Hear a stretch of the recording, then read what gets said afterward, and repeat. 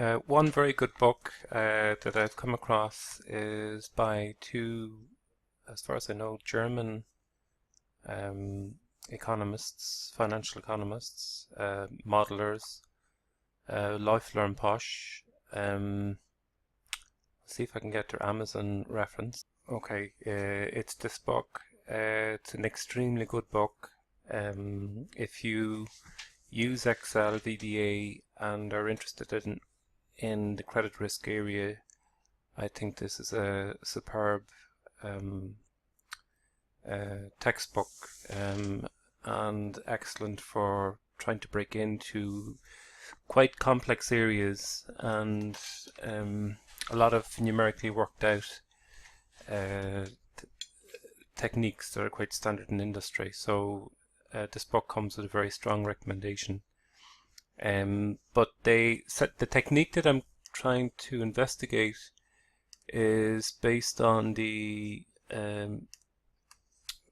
and developed also in Loeffler and Posch is the KMV model.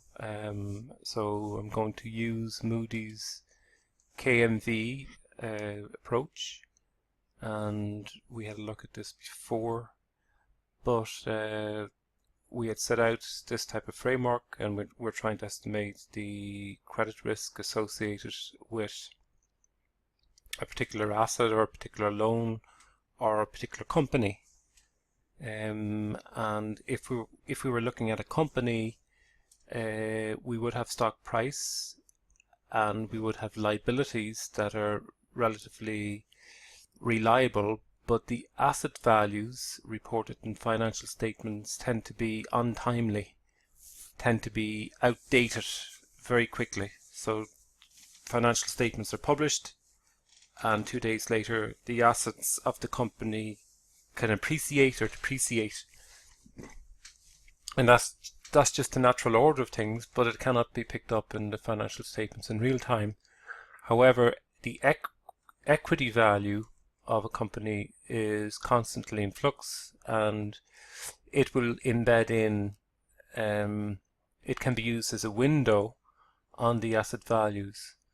So in setting out the model here, we assumed geometric Brownian motion for the asset values. We assumed that the value of the equity can be modeled as a call option.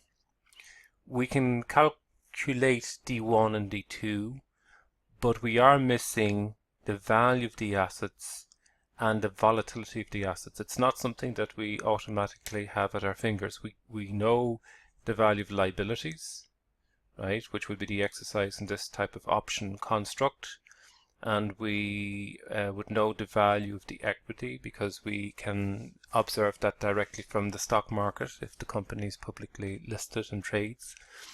But we don't observe directly the value of the assets and the value of the companies, the value of the asset volatility. Okay, so we need to infer that, and that's something we deduce by solving a simultaneous equation. And the simultaneous equation cannot be solved mathematically. We have to set up numerical routines in order to extract the value of the assets and the value of the asset volatility. Okay. Also, this is a relationship that we use, that there is using from option theory, Ito's lemma, we can develop this relationship. We can say that the volatility of equity is equal to the value of the assets divided by the value of the equity multiplied by delta, and the delta here represents ND1, the Black-Scholes ND1, and the sigma A, subscript A is the value of the asset volatility. Okay, so I'm going to try implement here numerically solve for the value of the assets and the value of the asset volatility. So using so that the numerical example here that I'm going to use is for Bank of Ireland, which is provide some detail here. It's a medium-sized bank, small bank in fact, and bank based predominantly in Ireland. It probably, like all the banks, it succumbed to the financial crisis in Ireland, so its balance sheet was left quite tattered. There was some state intervention, state support, but less so than other banks, and probably has emerged a little bit more stronger since the crisis than the other financial institutions in Ireland, which largely remained within government control. So this is just a summary that I took from some investor relations page I looked up on the internet, sourced from Bank of Ireland. The December balance sheet summary of figures, and then the December 2014, so December 2013, December 2014, and we have total assets, total liabilities. Of course, they balance, and the balance sheet is shrinking a little bit, so that would be consistent with the bank's reducing, rationalizing a little bit. We could also see here that there is the book value of the equity, 9 billion, and then the total liabilities is 130. So we have total assets of 130. We have the book reported value for equity, shareholder equity of 9, and then we have total liabilities of 130. Okay, so here I have basically the for 2014 from January up to December, and I've just frozen the panes on the worksheet here, and maybe to make a little bit more space. So we have market equity, in other words the market capitalization of Bank of Ireland. It's here it's 10 billion, and then we have liabilities. Starting at the beginning of the year, we would have liabilities which would be mainly made up of customer deposits and borrowings from other institutions, and it's Bank of Ireland would have reported twice a year. It would have figures on its liabilities twice a year, so it's not quarterly reporting. We have biannual reporting, and I also have an interest rate here. I just took the marginal lending rate from the ECB, and that looks like 75 basis points. And I also estimated the log return on the market equity. Okay, and then so that's the, if you like, that's the continuously compounded return, and it's daily. And I took the standard deviation of that series, and then I scaled it by 260.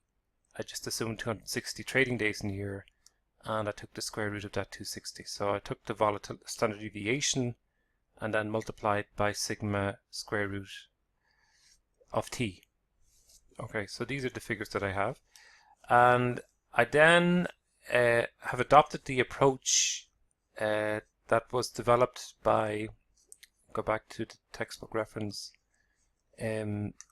Loeffler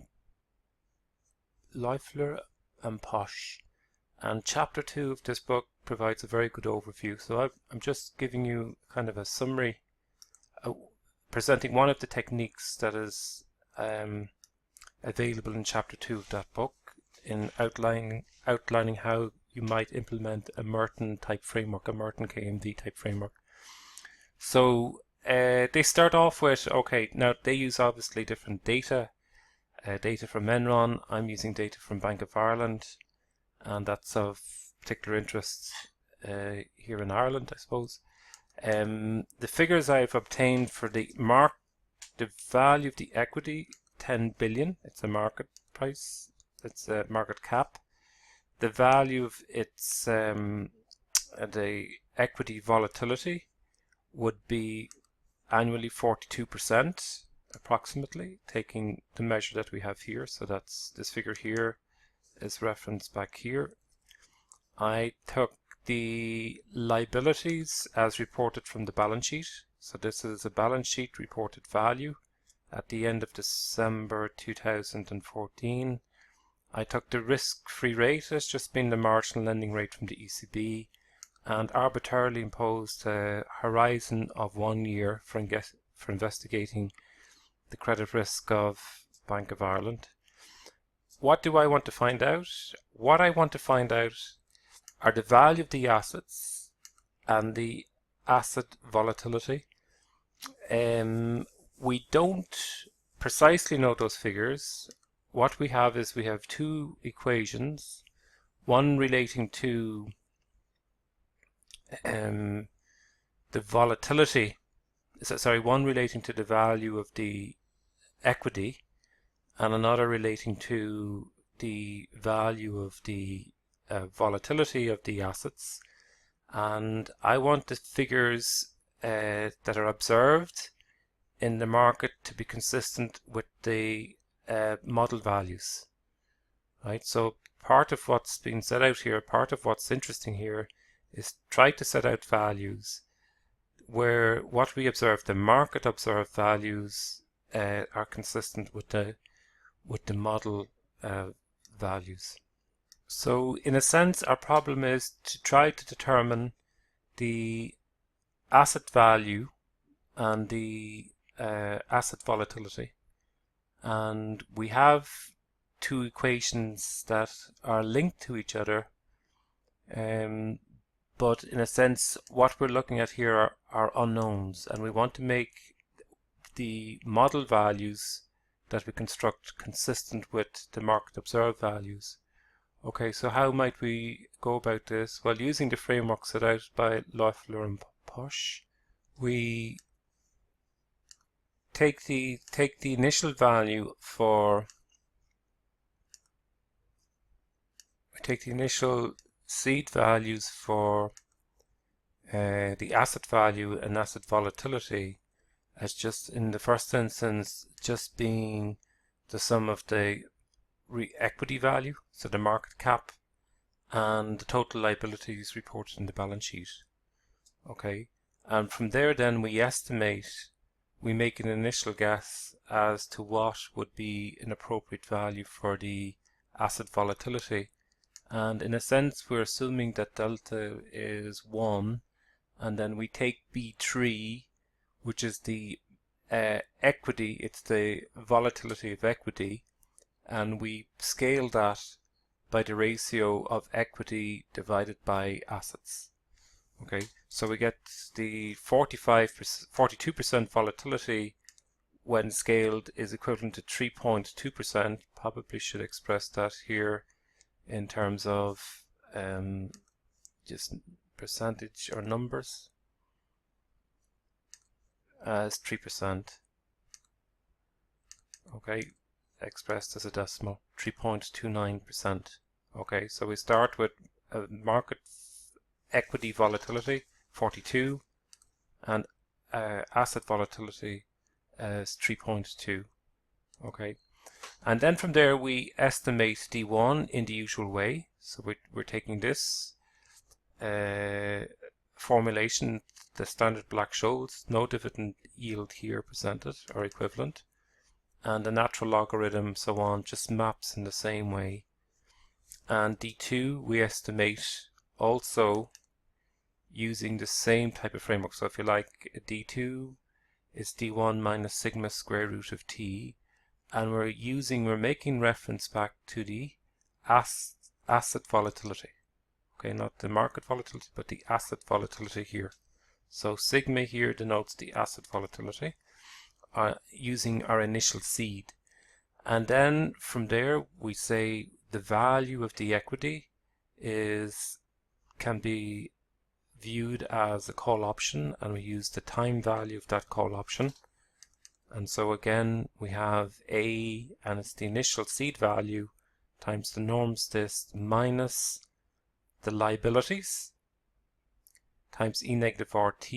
We're assuming that rate of interest is very low, and ND2.